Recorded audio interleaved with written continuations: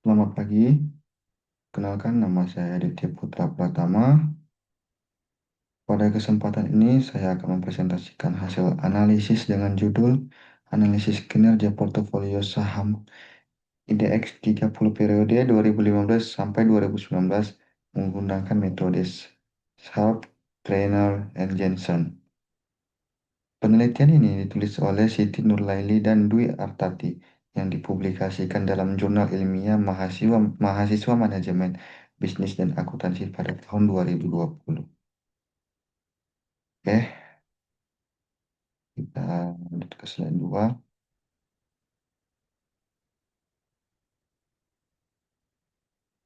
Oke, objek dan sampel penelitian.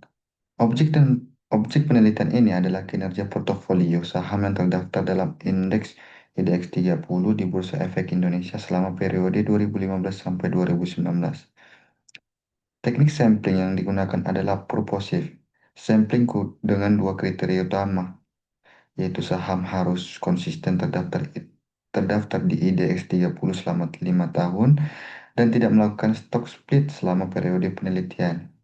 Berdasarkan kriteria tersebut, diperoleh 14 perusahaan selama 5 tahun, sehingga total observasi berjumlah 70 data. Kemudian kita masuk ke masalah penelitiannya. Penelitian ini memiliki dua rumusan masalah utama. Yang pertama itu ada terdapat perbedaan signifikan antara metode Sharpe, Trainer, dan Jensen dalam mengukur kinerja portofolio saham IDX 30.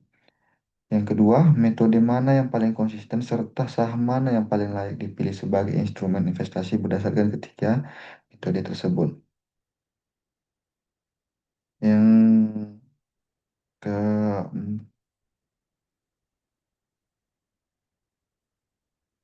Kemudian itu ada nama latar belakang metodenya. Perbedaan ketiga metode ini terletak pada parameter risiko yang digunakan. Metode SAR menggunakan risiko total yang diukur dalam standar deviasi. Yang kemudian ada metode trainer menggunakan risiko sistematis yang diukur dengan beta. Sedangkan metode Jensen menggunakan alpha berdasarkan model CAPM untuk melihat kemampuan menghasilkan return di atas return yang diharapkan. Kemudian di sini ada tujuan dari tujuan penelitian ini. Tujuan penelitian ini ada empat. Yang pertama itu untuk mengukur dan membandingkan kinerja portofolio IDX 30 menggunakan metode SARP, Trainer, and Jensen. Yang kedua, untuk menguji apakah terdapat perbedaan signifikan antara ketiga metode tersebut. Kemudian yang ketiga, untuk menentukan metode yang paling konsisten. Yang keempat itu memberikan rekomendasi saham yang layak dijadikan pilihan investasi. Yang kemudian ada di slide ke-6 itu landasan teori metode evaluasi ya. Dalam teori evaluasi portofolio ini, ketiga metode ini dikenal sebagai pengukuran risk adjusted return. Indeks SAP menilai premi risiko per unit standar deviasi, sedangkan indeks trainer menghitung kelebihan return per unit risiko pasar atau beta. Kemudian indeks Jensen mengukur alpha, yaitu kemampuan manajer investasi menghasilkan return di atas return yang diprediksi CAPM. Ketiganya sama-sama bertujuan menilai apakah return yang diperoleh sebanding dengan risiko yang diambil. Untuk eh, di untuk di metodologi penelitian menggunakan pendekatan kuantitatif, komparatif dengan uji beda. Data yang digunakan adalah data sekunder berbentuk time series dan cross-sectional periode 2015 sampai 2019. Sumber data yang berasal dari Bursa Efek Indonesia, Yahoo Finance, dan Badan Pusat Statistik. Yang kedelapan itu ada nama tahapan analisis data. Tahapan analisis ini dilakukan dalam 4 langkah. Yang pertama itu menghitung return saham individual, return pasar IHSG, dan risk-free rate. Tahap kedua, menghitung parameter risiko yaitu standar deviasi dan beta. Yang ketiga itu tahap menghitung nilai indeks SAP, Trainer, and Jensen. Dan tahap keempat dilakukan uji komparatif menggunakan transformasi, J-score, dan uji Kruskal-Walsh untuk melihat apakah terdapat perbedaan signifikannya. Kemudian yang kesembilan itu ada hasil analisis kerja saham. Hasil penelitian menunjukkan bahwa portofolio IDX 30 berada dalam kondisi outperform.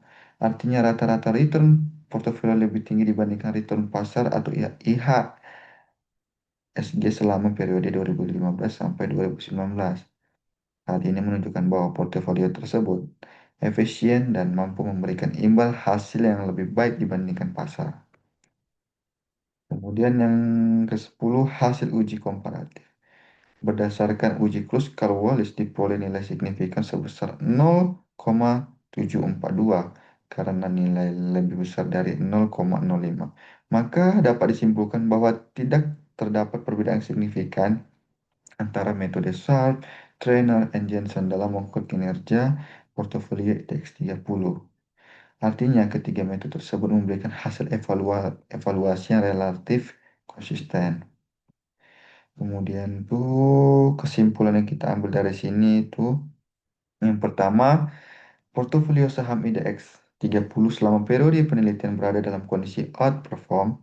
Yang kedua, tidak terdapat perbedaan signifikan antara metode SHARP, Trainer, and Jensen. Kemudian yang ketiga itu berdasarkan mean rank, metode SWOT diidentifikasi sebagai metode yang paling konsisten. Namun secara praktis, ketiga metode dapat digunakan secara bersamaan karena saling melengkapi dalam mengevaluasi kinerja portofolio. Oke, demikian presentasi yang dapat saya sampaikan. Semoga dapat memberikan gambaran mengenai evaluasi kinerja portofolio selama menggunakan pendekatan risk adjusted return. Terima kasih atas perhatiannya. Selamat pagi.